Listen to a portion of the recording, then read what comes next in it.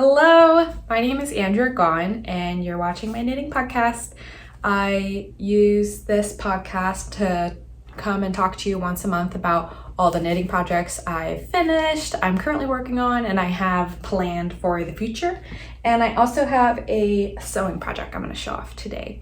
So I'm going to jump right into it. I think I'll have a shorter podcast for you this month. I know my November one went shockingly long. It went a little over an hour, but I'm trying to aim for more like a half hour to 45 minutes. So I think we'll be on the shorter end this month. I think I actually only finished 2 projects over the past month. This sweater, I knit the yoke of a lot of times before I got my final version. I think I did the yoke 2 full times before this was the 3rd and final time that actually I kept. But I think I did some smaller restarts. So I knit 1 sweater, but I probably ended up doing the knitting of like 2 full sweaters to get to this one. And this is because I just had different ideas about how to do the shaping on this one, and I just kept not liking how it was turning out, and I redid it several times, and I'm really happy that I ended up doing that because I'm really happy with the final result of this one. So this is called the Hall Creek Pullover, and that is the name of the neighborhood I live in here in Asheville, and the creek that goes through the neighborhood, and it's right by my house. And I pictured this sweater being the perfect layering sweater in transitional times of year, like the spring which is going to be when it comes out, and the fall, perfect for throwing on over a tank top or over a dress, or even over like a button down or flannel or something. I think it'd be really cute. I'm wearing it with some high-waisted jeans, but I think it'd be really cute with like high-waisted skirts or shorts as well. And I love going on different walks throughout the neighborhood, and I was kind of picturing this to be the perfect thing to throw on over whatever you're wearing when you're going out on a walk and there's just like a little chill in the air. So as you can see, it is worked with a V-neck, and it's worked as a drop shoulder construction.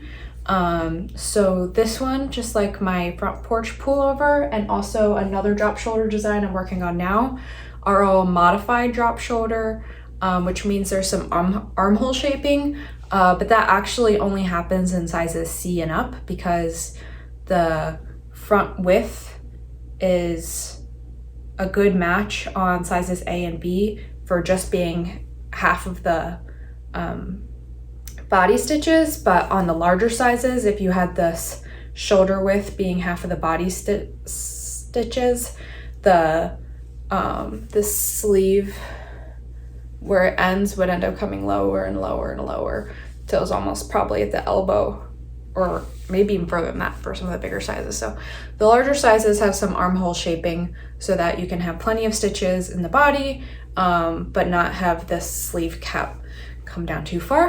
I hope that makes sense.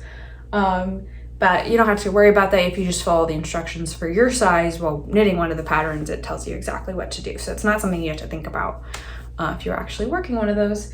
And this is worked in Farmer's Daughter's Fibers Recollect, and I ended up having an extra skein, so I'll show you if you're not familiar with it. It is so nice to work with. This is the color Pretty Shield, and it's beautiful. It has like a really kind of subtle tonalness to it. You can see like it's actually shown up pretty well. There's a little difference in the color throughout, and I really like that. I like that it's not very extreme, but it kind of adds some extra depth. And this is a blend of white and gray fibers that it's dyed on. They have a different base that's the same weight but dyed on just white, but I really love all the colors of this one, Recollect. They have a lot of depth when they're dyed on the gray base.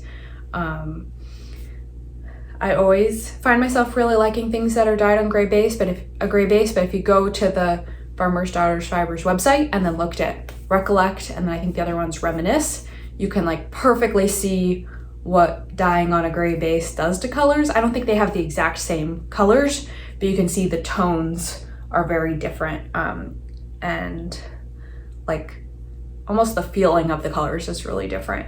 And if you just try to dye it darker but on a white base, it's not the same result as you'd achieve getting it on the natural gray fibers. So I really like that.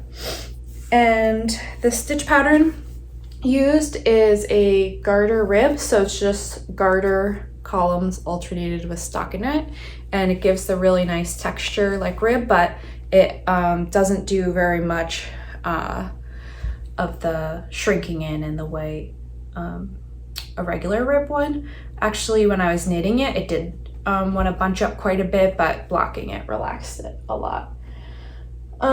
So this one just recently started test knitting, and I'm really excited. People are working it in some really fun different colors. Someone's actually using, I think it's the Reminisce base from Farmer Stars Fibers in Daddy's State of Mind, which is this kind of chartreuse color that's actually really considering doing my version in that exact color. So I'm like so happy that they just randomly happened. I think they already had it in their stash and they're gonna use that. So I'm really excited to see in that color, because I was, but I decided I wanted to go with a color that's for my wardrobe and taste, something like feels more neutral every day. But really I do want to do some sweaters that are more like vibrant, bright colors, but I'm always a little hesitant to do it as like, unless I was doing 2 samples, because I think that, I don't know, it's possible that the design would come across really differently if it's in a super vibrant color. I think it's easier to imagine when you see this, you could like imagine it more in a really neutral color or a brighter color, but I think if what you see is just a really bright color, it could be a little bit more difficult to imagine or picture yourself making it in a really neutral color, but maybe that's not true. But I think in particular chartreuse, I think a chartreuse sweater is in my future.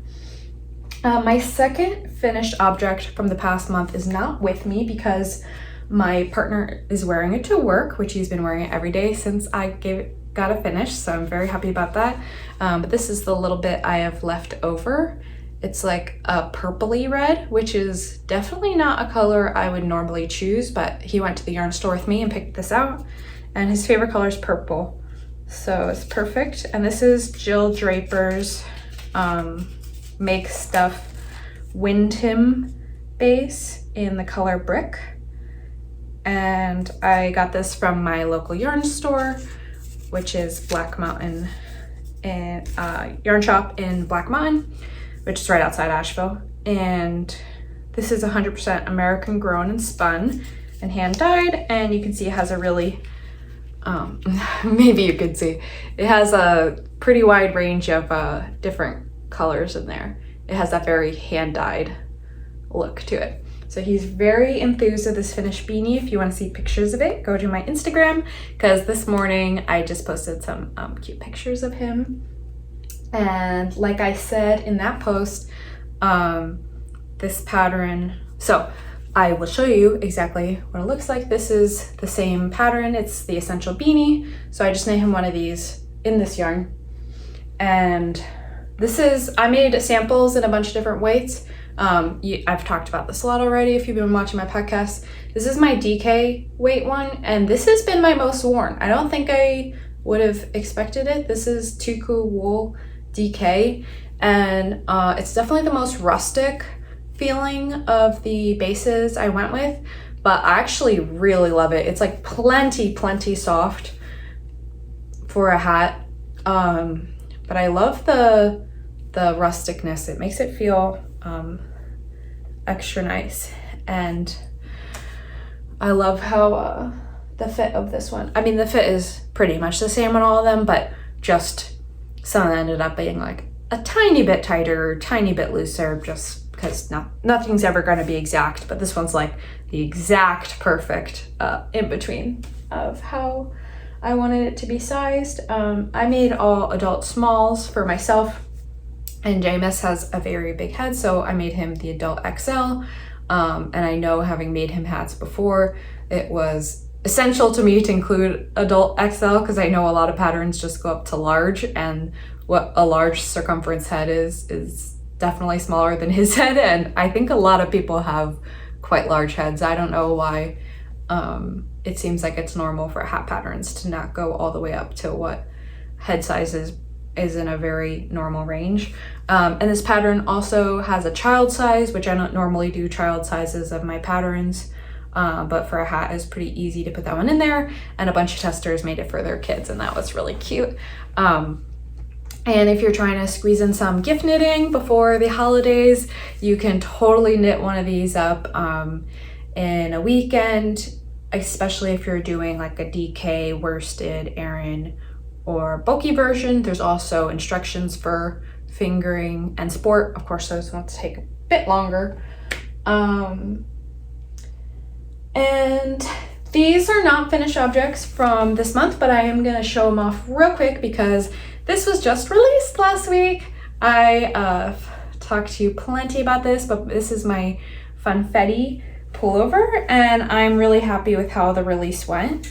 And I'm so excited to start seeing versions of this pop up. I especially like when designs involve a variety of different colors, getting to see what different colors people choose. So if you got this pattern, or if you do get it and you make your own, be sure to share to your stories or grid on Instagram or wherever you share things.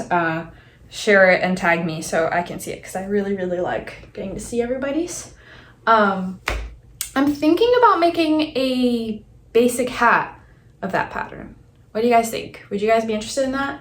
It'd just be this basic stitch pattern for the top of the hat, and then just the basic 1x1 rib. I have plenty enough yarn left over. I always kind of think about like squeezing a hat pattern in, but then I'm like, oh, it'd take like no time, but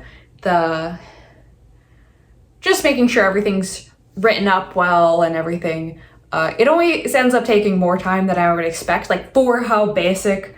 Like I could probably easily in the weekend just knit the hat, but actually getting everything all settled for the pattern usually ends up taking longer than I expect. So I have to be more realistic, not be like, oh, I'll just real quick make a hat pattern. Be like, okay, I gotta at least give myself, I don't know, an extra week or something in my schedule to get all the details that need to happen for creating a pattern and releasing it. So if there's interest in that, I would definitely try to be squeezing that in though, because I think it would be a really great hat pattern to use up real small amounts of scraps. This version is scrappy, and you can use up something you have a very small amount of scraps of and just not do that much of it in there. But if you're just doing a hat version, you would need, like, you could use a really something that you just have a tiny amount of and do several rows of color work in it. And so I thought that would be a cool idea. Something I'm thinking about. I think I'm gonna move on to whips now. Over the Thanksgiving holiday, I went and visited my family. It's like the big holiday for my family and my mom's side of the family. And I did not have a design in progress to take with me. And I was in the process of undoing and redoing this sweater a lot. And I was feeling ready to just do something that was not my own design for a while, because I haven't done that in a bit. So I actually cast on 2 different projects that are from other designers. And this first one, I got the first sock done, so it's kind of a finished object. These are really funny looking because they're not blocked or anything. But this is the DRK Everyday Sock from Andrea Gaughan, and it's a ribbed sock. It's done toe up, but because of the ribbing, it scrunches in a lot, so it looks really funny.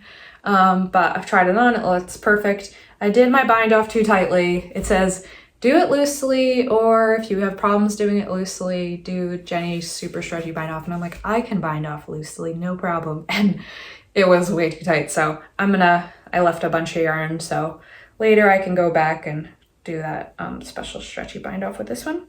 But I'm working on the gusset of the second one. And I've been really enjoying this. I have a ribbed sock pattern in mind that I want to make, and so I thought doing some existing rib sock patterns to see how I like other versions is a good like starting point to figure out, you know, how tight I like them, what ribbing pattern. I definitely want to do toe up because I think that that is best for if you have a limited amount of yarn, which a lot of times you do for sock yarn.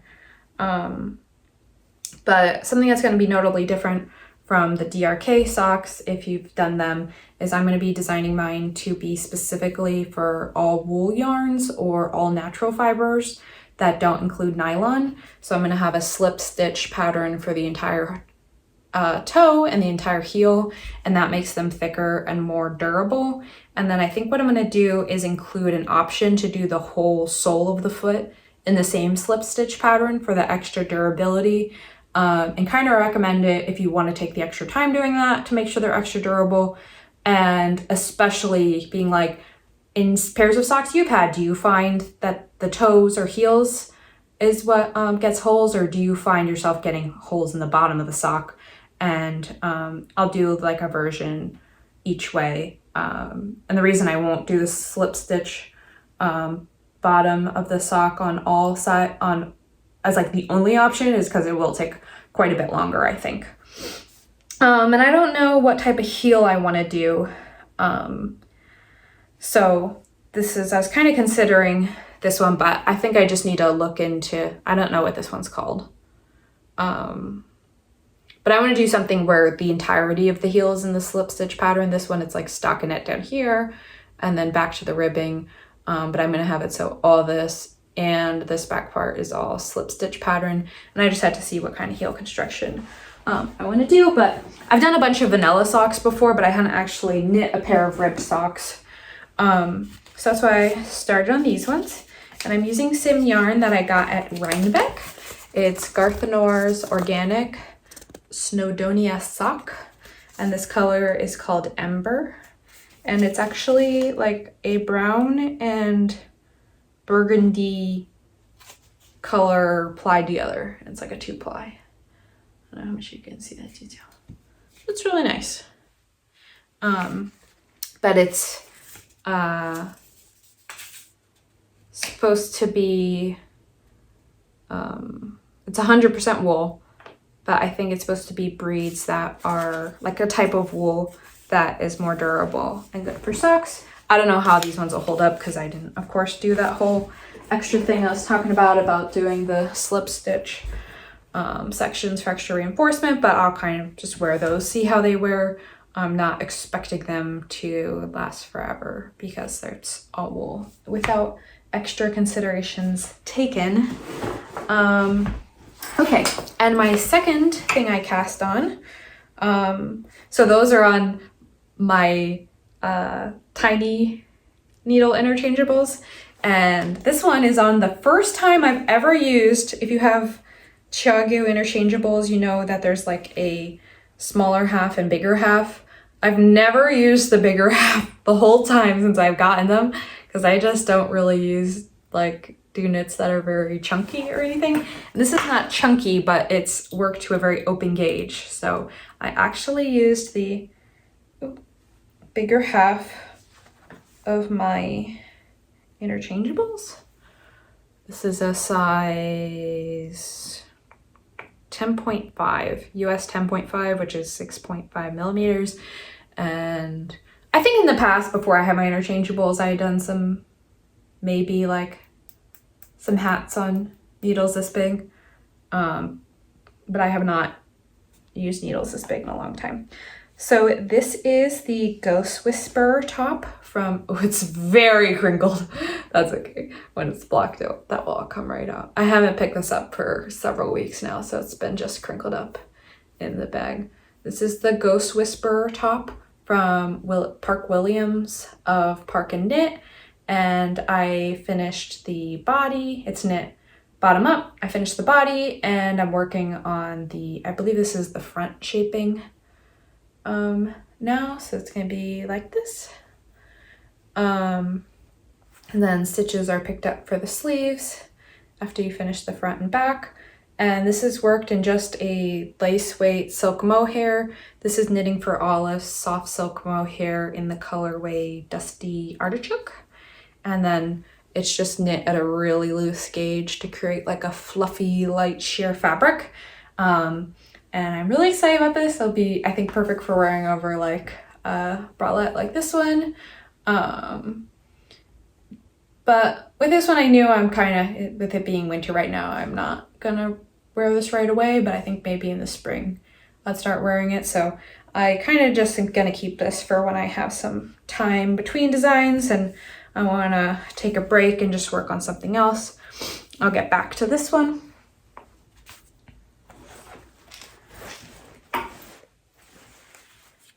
Here's one of these that has the label still on here. Okay. And that I had bought to do a sweater for a wedding. I bought the silk mohair and matching mohair to do, and I was gonna do a sweater with a lace yoke for a wedding I went to this fall. And I was like, it's reckless, but I'm gonna do it. And I was like, it is way too reckless. I did not want to be putting myself under the pressure. I did not have the time to do it. So I'm glad I didn't do it, but I really like that color and I have a lot more of it. So I'm thinking about what I want to do with all the rest of it, and I have some ideas, so we'll see. I'm gonna show you my sewing whip now. I have not ever sewed a garment before, so this is my first ever sewn garment. I really liked sewing when I was a kid in like a home ec class, but I only got my own sewing machine as an adult actually like a year ago, because my mom got me the same one she has for Christmas last year. And I made some little bags, and my biggest project so far was a sandhill sling that I've showed off, which is like a more involved shoulder bag. But I really wanted to knit sew garments, and I'm doing it. This looks like it could be a top, how it is, but this is a dress, and it has another tier of equal length below this one.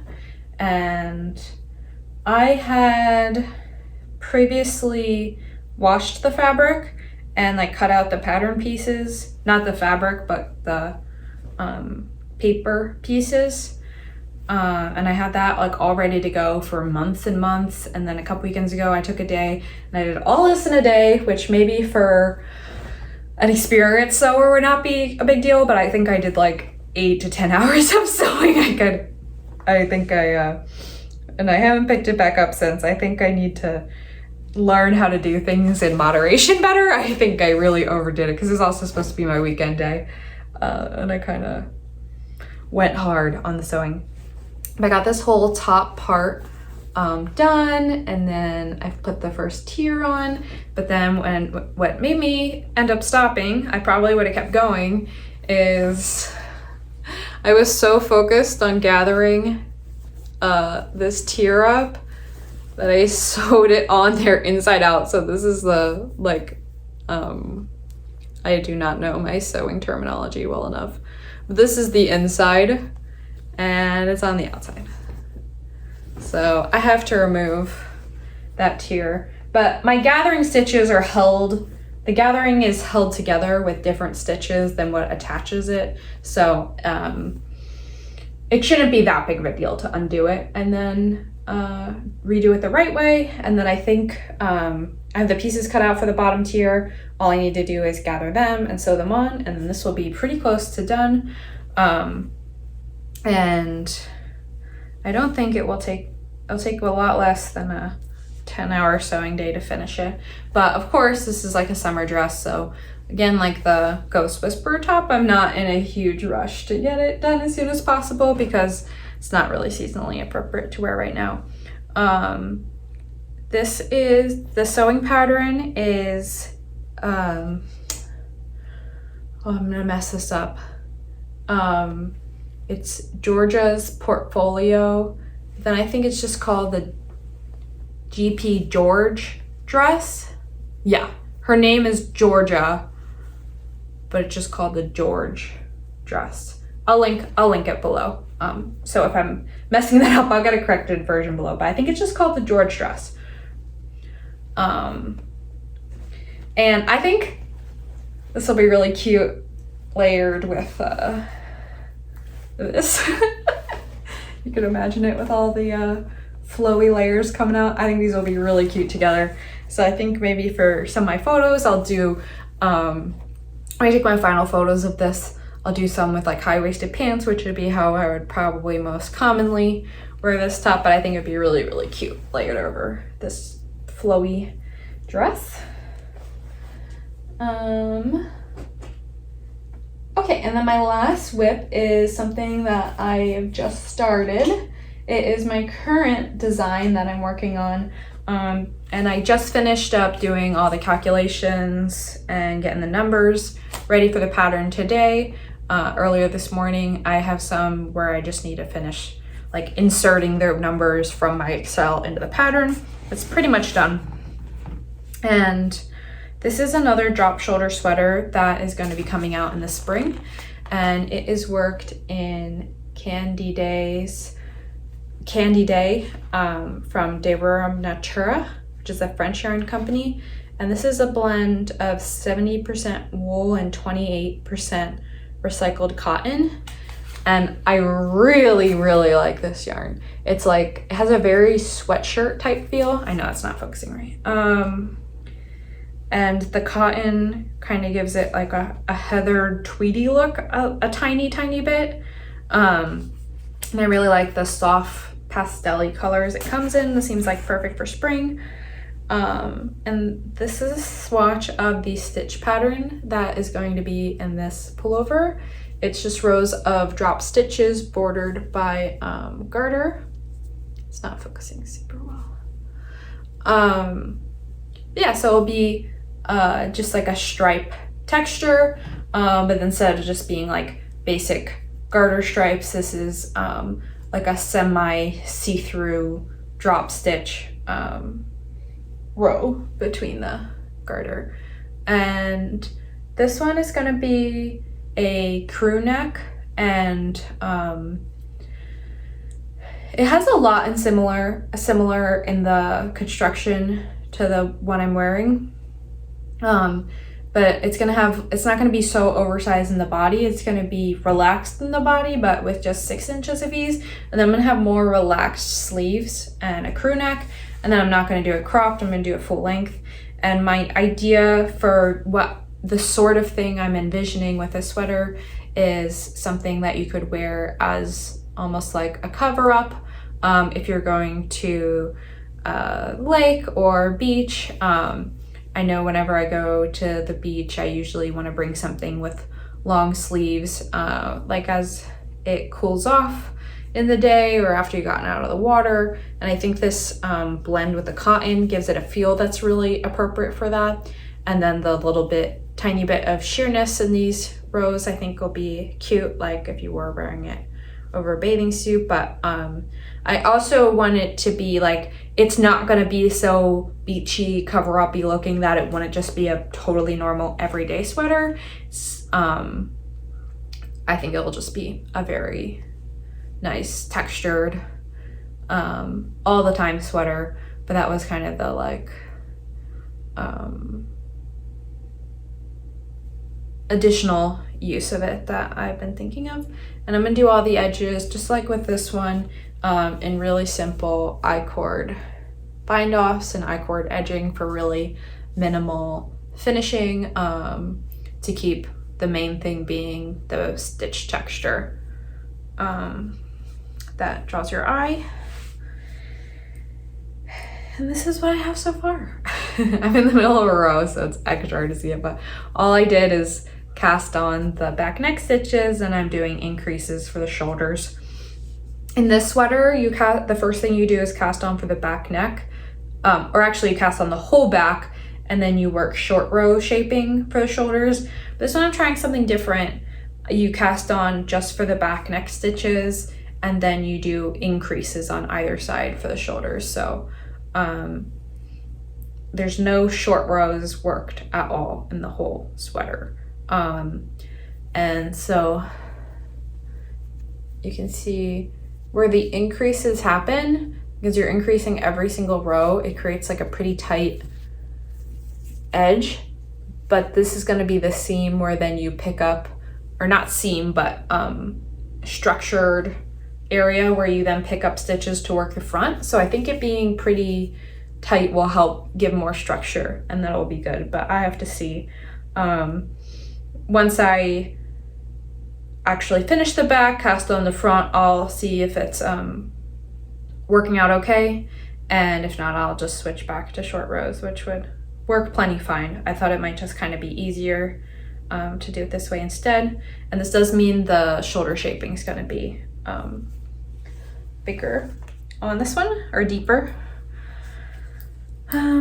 So check back next month and I'll definitely have that done. And then I already have a plan for what I'm gonna do as soon as I've done that one. Like I said, the pattern's almost written, so I'm gonna be going to Florida for the holidays, which I'm really excited about. That's where my in-laws, my parents' in-laws and my sister's in-laws all live down there. So I'm very excited to see them, and so I'm gonna have that sweater to work on, so should hopefully be able to finish that up by the time I'm back. And in January, I'm gonna get working right on my next pattern, which I'm very excited about. I'm gonna do a tee, and I'm gonna do a stripy version in these two colors, and a solid version in this fun mustard yellow. These are all knitting for Olive.